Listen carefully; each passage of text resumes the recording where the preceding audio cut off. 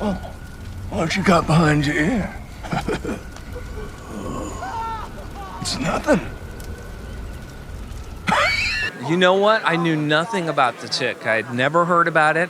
And of course, I immediately called my nerd friends. And I mean, there's so many people that knew about it and loved it. And I think they were first some were just familiar with the cartoon, kind of grew up with the cartoon. Other people actually used to get the comic book.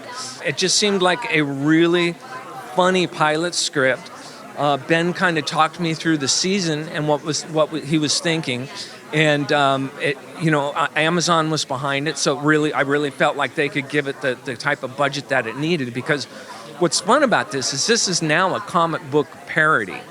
Comic book movie parody. And so that, you want the thing to actually kind of look like a comic book movie, and the production values need to kind of get up there. And I think Amazon was able to really deliver that, with Ben and the production company.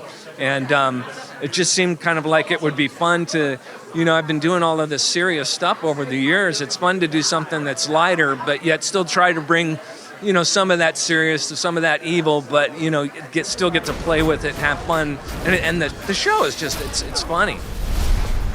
Impolite! Just have to be trusting, because sometimes you actually play for a laugh. But so there's that. You're right. There is that like fine line of writing that, and it's having trust in Ben, who's on the set quite often, or David, who's on the set, and they're both great showrunners. And when they're not on the set, Barry will often be on the set, who's a producer, and he's got great sensibilities. And every director we had fully understood the show. They had great sensibilities. So it's not like I'm stuck out in the void hoping for the best. I've got great sounding boards and guys that helped me to kind of ride that line, and the whole show was searching for that right tone. The whole way. We're always trying to make everything better, every aspect about it, and that's it's a cool process.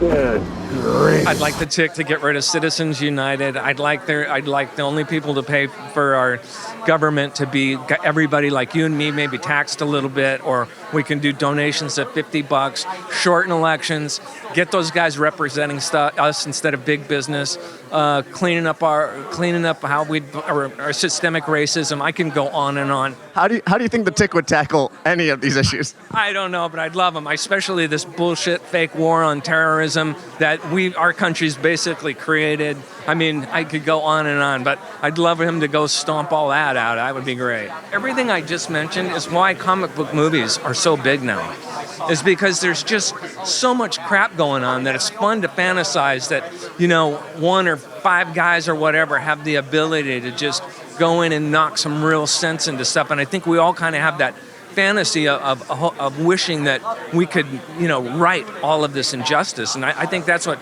makes this stuff work. And it is now, since there's so much of that going on out there with comic book movies, it's fun doing something that's a parody of it. Destiny's on the line, Arthur.